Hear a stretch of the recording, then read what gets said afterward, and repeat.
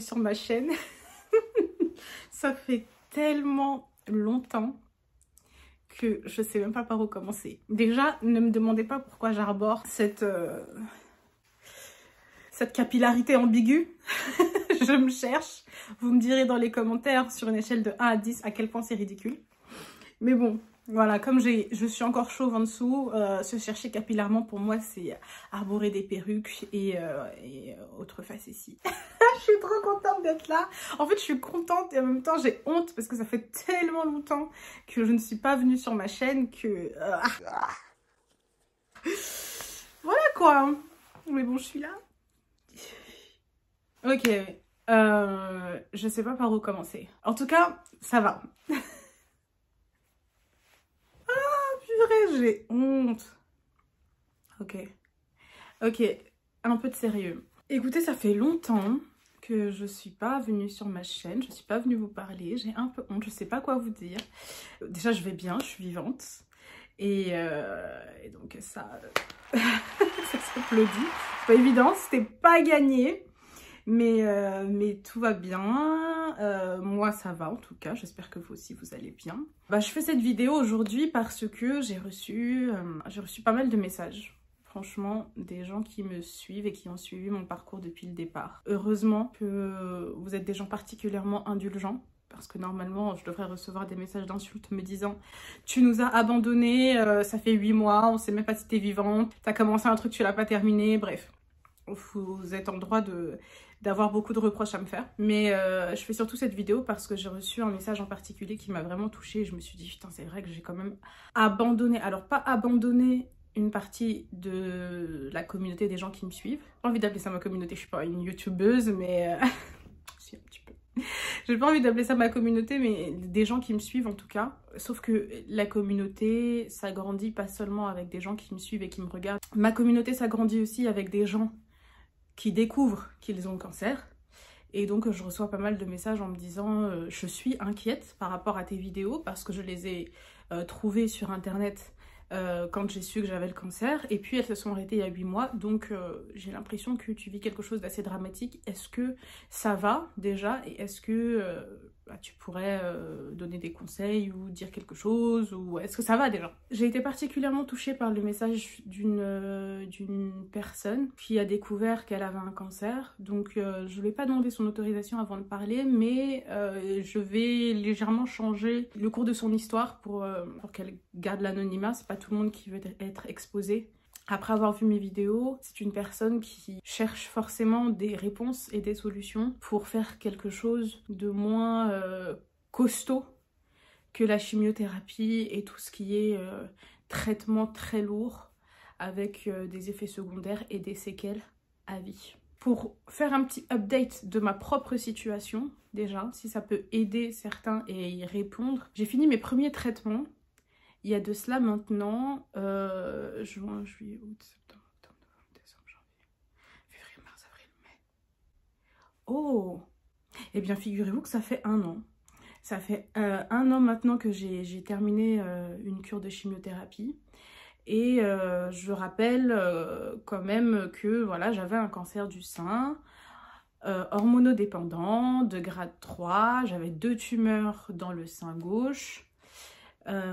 J'ai fait 16 séances de chimio. Les tumeurs ont largement diminué à la fin donc de ces séances de chimio, la fin étant en juin de l'année dernière, donc ça fait quasiment 1 an, puisqu'on est mi-mai, si je ne me trompe pas, fin mai. Ensuite, ce que les médecins avaient préconisé, c'est l'ablation du sein ou la tumérectomie. Je vous laisse aller voir dans mes autres vidéos, je parle de tout ça, de l'ablation du sein, de la tumérectomie, etc., de en quoi ça consiste exactement. Et 2 séances de radiothérapie, donc des rayons, j'en parle aussi dans d'autres vidéos.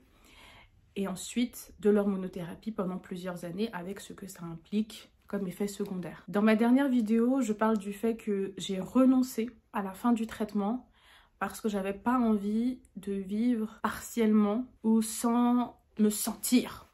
Je sais pas comment l'exprimer, mais j'avais envie de feel myself jusqu'au bout. Et c'est vrai que les séquelles dues au traitement du cancer sont très lourdes, physiquement et psychologiquement. et je n'avais absolument pas envie de les subir et je pense que c'est le cas d'à peu près tout le monde. Donc, après ma dernière vidéo, j'ai vécu à 100 à l'heure. Vraiment, genre, j'ai passé les meilleurs mois de ma vie, que ce soit professionnellement, que ce soit socialement, que ce soit pour moi-même. J'ai vraiment vécu à fond la caisse. J'ai fait des interviews pour Brut, j'ai fait des interviews pour Woodin en France, en Côte d'Ivoire. J'ai participé à des conférences, j'ai été appelée pour donner mon avis et donner des conseils à des personnes sur la sensibilisation du cancer du sein. Le mois d'octobre de l'année dernière a été un mois où comment vous dire, j'ai trouvé une importance à tout ce que j'avais fait et à tout ce que j'avais subi finalement, en me disant, ben, en fait, ça va aider les autres, en fait. Et donc, je me sentais importante, pas indispensable encore, mais très importante dans le processus de guérison ou de prévention des autres femmes qui peuvent subir le cancer. Et donc, j'ai passé ma vie à 100 à l'heure. Et je n'ai pas fait que ça, évidemment. Il ne s'agissait pas que de représenter les malades du cancer ou autres, mais j'ai fait plein de choses pour moi, et des shootings, et des défilés, et des trucs, et voilà. I feel myself. Ce que je voulais faire, je l'ai fait, c'est-à-dire feeling myself. Donc, après ça, aucune ombre au tableau, mais comme une épée de Damoclès au-dessus de ma tête, en me disant, ok, j'ai arrêté les traitements, je vis ma vie, mais je n'ai pas renoncé à la médecine, et je n'ai certainement pas renoncé à une guérison totale. Donc, de mon côté, personnellement, j'ai changé mon alimentation, j'ai arrêté de manger de la viande. Mes amis qui m'ont vu arrêter de manger de la viande en tant que grand carnivore, et moi-même grande carnivore, me regardaient de travers en mode elle est folle celle-là. Mais je leur ai bien expliqué que c'est parce que j'avais, voilà, après mes lectures, j'avais décidé voilà, de créer une meilleure harmonie dans mon corps qui pourrait m'aider à isoler le cancer et finalement le faire disparaître. Bon, j'étais remplie de plein de théories autres que scientifiques. Mais en tout cas, que des bienfaits finalement. Arrêter de manger de la viande, j'en remange, hein, parce que faudrait pas qu'il y ait ambiguïté. J'en remange, pas autant qu'avant, mais j'en remange. Je suis pas végétarienne, je ne me permettrai pas de dire que je suis végétarienne ou végane. Ce serait vraiment une insulte à ceux qui le sont vraiment. Et donc voilà, j'ai changé mon alimentation, un peu ma façon de vivre. Bon, j'ai vécu, hein, on va pas se mentir, j'ai vécu.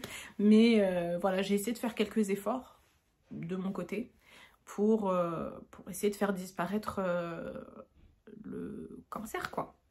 Et puis, très peu de temps avant de revenir faire des analyses, puisqu'il y a un suivi quand même, j'ai décidé de me tourner vers la médecine un peu plus naturelle, la médecine un peu plus douce, mais je n'en ai pas fait assez longtemps, de façon assez assidue, pour en parler ou même vous dire que ça a eu des effets positifs ou quoi que ce soit. Vraiment, j'ai pas fait grand chose à ce niveau-là. Ah si, à part, si j'ai pris un petit mélange de plantes qui m'a fait beaucoup de bien d'ailleurs. Mais ça, c'était pendant la chimio.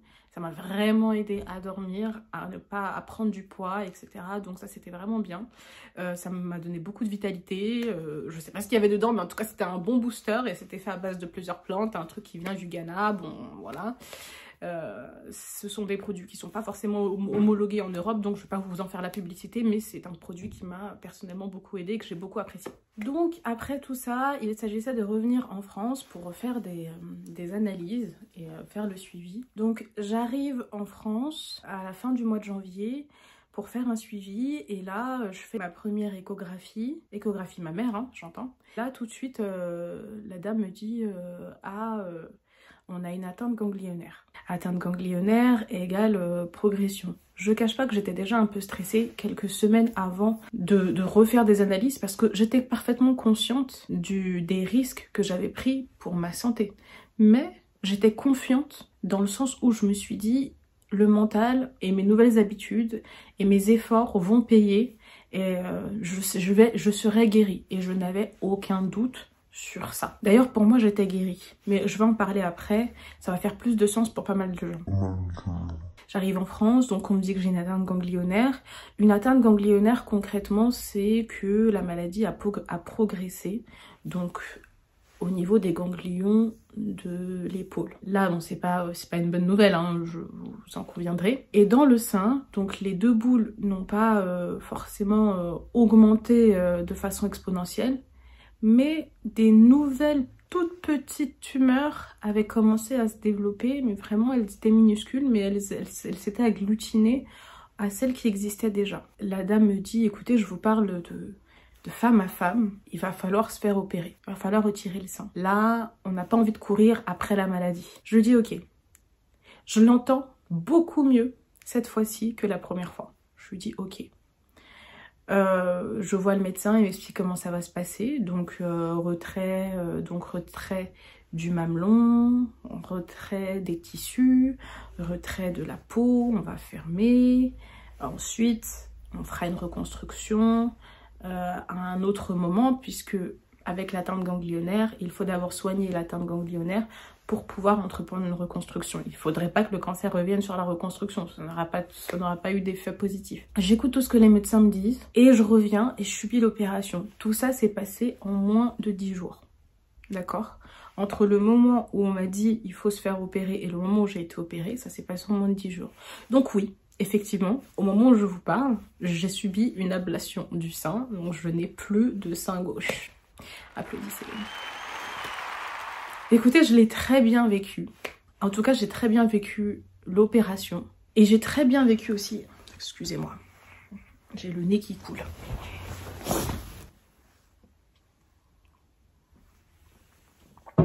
En tout cas, j'ai très bien vécu l'opération. Quand je disais très bien vécu l'opération, c'est que je l'ai vécu comme un accident de voiture. Quand on fait... Je dis quand on fait comme si j'avais subi genre 150 accidents de voiture, c'est pas vrai. Mais j'imagine que lorsqu'on subit un accident de voiture et qu'on doit faire certaines opérations pour sauver sa vie ou sauver la vie d'un proche, on ne réfléchit pas. On le fait en se disant ça doit être fait, c'est maintenant ou jamais. Qu'il s'agisse d'une amputation, et finalement l'ablation du sein est une amputation, qu'il s'agisse d'une amputation ou d'une opération à cœur ouvert qu'on n'aurait pas fait sur un patient qui n'avait pas subi d'accident, c'est toujours d'énormes risques et de grosses opérations qui peuvent laisser des séquelles mais qui gardent les gens en vie. Et moi c'est cette notion de je suis pas dans une situation de mort imminente où on veut me faire des opérations ou des choses très très lourdes qui pour moi vont me laisser handicapée alors que je suis pas dans une situation de mort imminente, j'avais du mal à l'accepter sur le coup. Pas du mal à l'accepter, mais... Pas du mal à l'accepter, mais à le comprendre. Pour moi, je me suis dit, mais comment est-ce que vous pouvez prétendre que retirer un organe à quelqu'un, parce que le sein c'est un organe, il ne sert pas à rien, même si c'est pas un organe vital, c'est un organe quand même. Comment vous pouvez prétendre que retirer un organe à quelqu'un peut lui sauver la vie alors que finalement sa vie n'est pas en danger de mort imminente? Je sais pas si vous me comprenez, c'est-à-dire que bon, ce que je veux dire par là, c'est que dans le premier cas, je ne me sentais pas dans l'urgence de me mutiler d'un coup comme ça, sous prétexte que ça va me sauver la vie. Parce que ma notion, ce que moi j'entends par vie, c'est complètement différent de ce que les médecins entendent par vie. Les médecins entendent par vie le souffle de vie, c'est-à-dire le fait d'être vivant. D'accord? Moi, ce que j'entends par vie, c'est le fait de vivre sa vie et de la vivre correctement, décemment et dignement. Il y a des gens qui préfèrent mourir que de perdre leur dignité. Je dis pas que c'est une bonne idée, hein. Mais je dis simplement que à ce moment-là, et jusqu'aujourd'hui d'ailleurs, rester en vie malgré tout, pour moi, c'est pas une vie en fait. J'ai dit souvent aux médecins, mais vous n'avez aucune assurance que ça va arrêter la maladie, vous n'avez aucune assurance que ça va soigner, vous n'avez aucune assurance de rien. Vous essayez des trucs en fait sur moi, mais des trucs qui vont me laisser dans une vie où même mon mental ne voudra pas continuer à vivre en fait. Donc on s'en va vers une fatalité là. C'est sûr, c'est trop tôt. C'est pas assez urgent pour que je le fasse. Sachez que je ne regrette absolument pas de ne pas l'avoir fait avant. Je tiens à le préciser. Je ne regrette absolument pas de ne pas l'avoir fait avant. Je tiens d'ailleurs même à dire que si c'était à refaire, je referais exactement la même chose parce que je considère que je me suis donné toutes les chances de conserver mon sein. Ce qui fait que lorsque je l'ai enlevé, d'une part j'étais prête et d'autre part je l'ai très bien vécu dans la mesure où je ne me dirais jamais purée, j'aurais pu essayer autre chose, j'aurais pu demander un autre avis, j'aurais pu faire ci et ça. Je vivrai jamais avec ce truc-là dans ma tête de j'aurais pu faire quelque chose et je n'ai rien fait. Donc je regrette absolument pas et je referai exactement la même chose parce qu'aujourd'hui ça me permet d'avancer, d'accepter et j'ai l'impression d'avoir pris la bonne décision au moment où il s'agissait d'en prendre une. Maintenant, comme je l'ai dit, cette ablation, elle intervient dans un accident. Déjà, les choses se sont faites très rapidement. Donc, j'ai pas eu ce temps de latence, de réflexion qui fait que chaque jour, je me réveille en me posant la question de si, oui ou non, je vais devoir le faire. Et en plus de ça, je le vis comme c'est ce qu'il fallait faire. C'est juste, j'ai fait ce qu'il fallait faire. Voilà. Ce n'est pas un choix. S'entend bien parce qu'il y a plein de gens qui m'ont dit je suis contente que tu sois revenue à la raison, je suis contente que tu aies choisi de faire l'opération, je suis contente que tu aies choisi de revenir sur le droit chemin. Alors détrompez-vous, je suis revenue nulle part, je suis toujours dans le même mood, mon état d'esprit n'a pas changé, mais je n'étais pas devenue folle. Je suis lucide. J'avais une façon de penser, j'avais des arguments qui étaient pour moi cohérents, qui le sont toujours d'ailleurs. J'ai pris des décisions que je ne regrette pas. Je ne suis pas revenue dans le droit chemin. J'ai fait ce qu'il y avait à faire parce que, contrairement à la première fois, je n'avais pas le choix. Vous me direz, on a toujours le choix.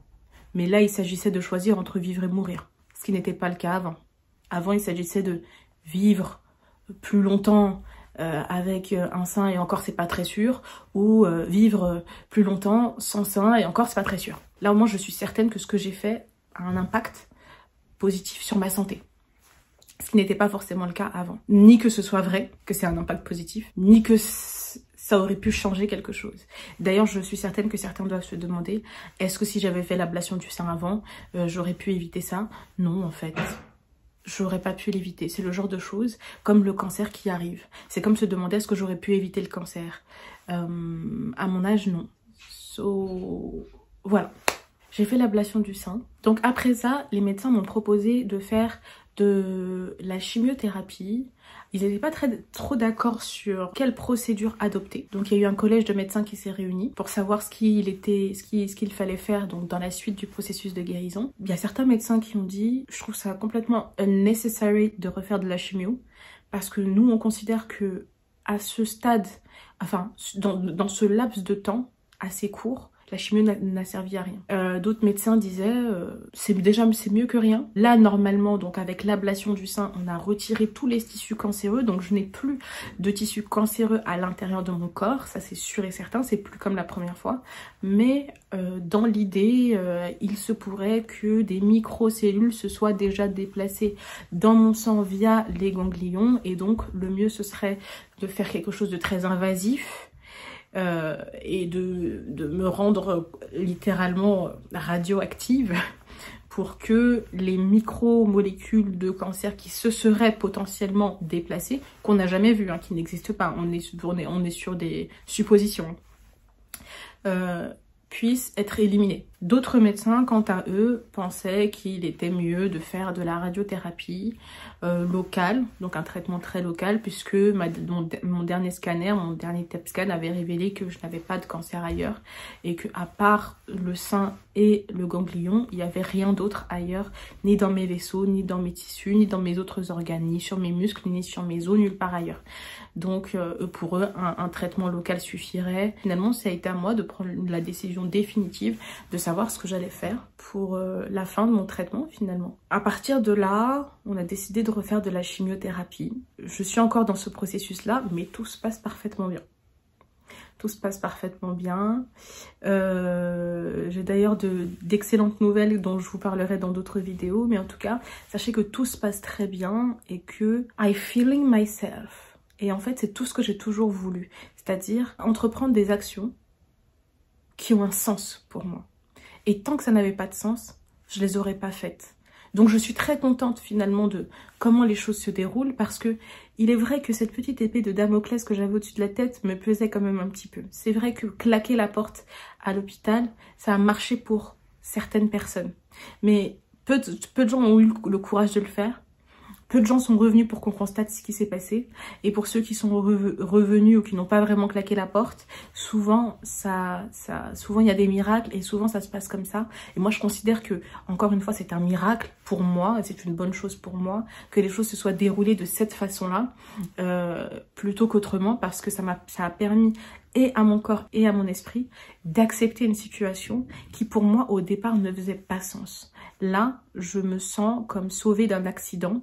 Pour moi, l'atteinte ganglionnaire est un accident l'ablation du sein a été l'acte chirurgical qui a été nécessaire pour me sortir de cet accident.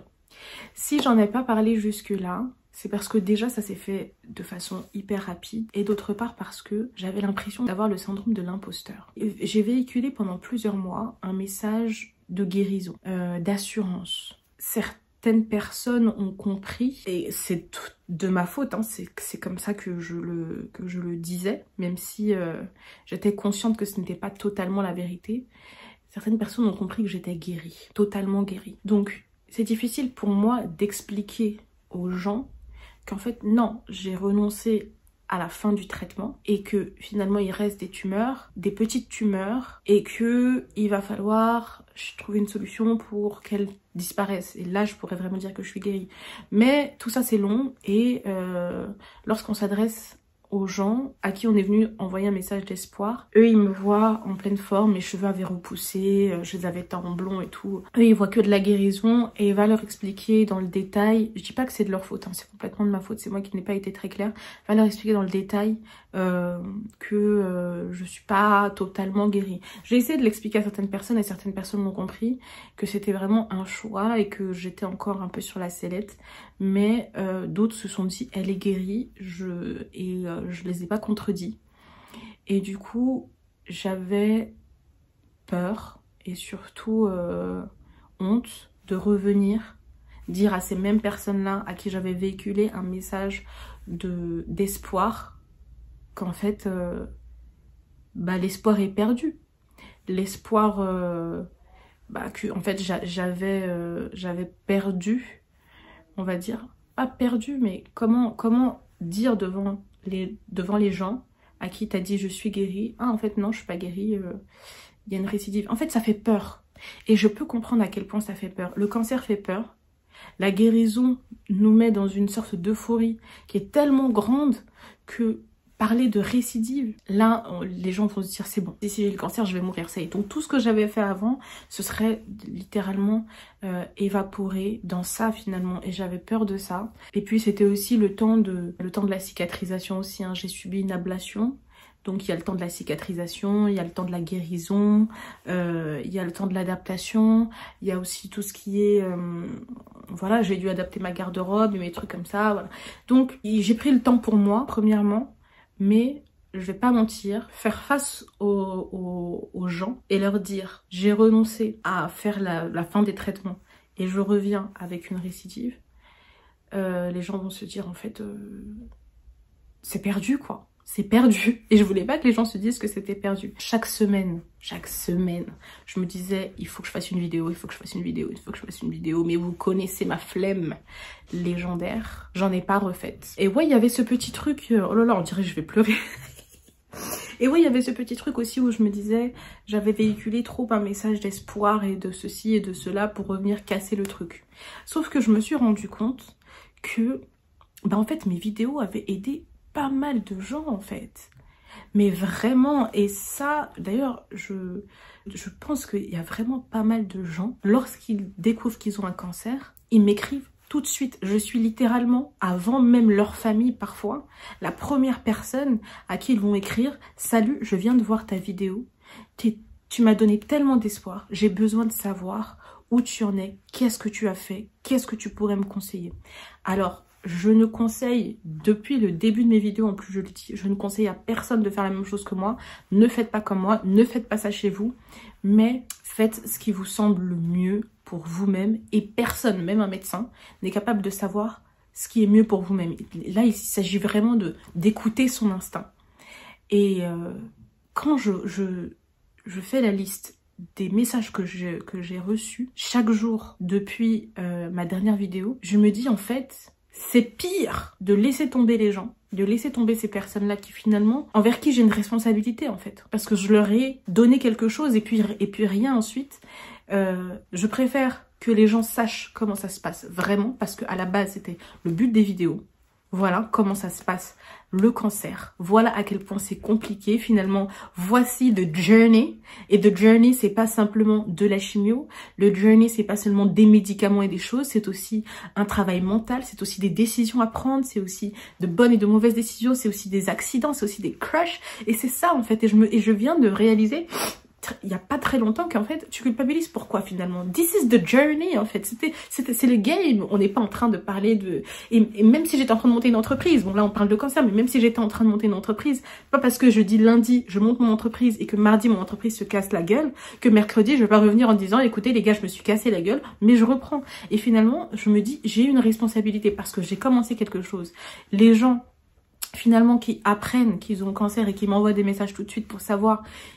pour être rassurée, ne serait-ce que pour savoir si je suis vivante, je me dis ok, j'ai une responsabilité et je préfère être honnête sur the journey que, désolée pour ce franglais, je suis insupportable, être honnête sur le parcours à suivre, littéralement, sur tout le parcours du cancer qui ne s'arrête pas simplement à une maladie, une guérison, mais aussi à des hauts, des bas, des opérations, des trucs et des machins, que d'abandonner complètement les gens et ma communauté et ceux qui vont apprendre jour après jour qu'ils ont le cancer. Donc voilà, je me devais de vous offrir ce update, de vous offrir, je me prends pour qui?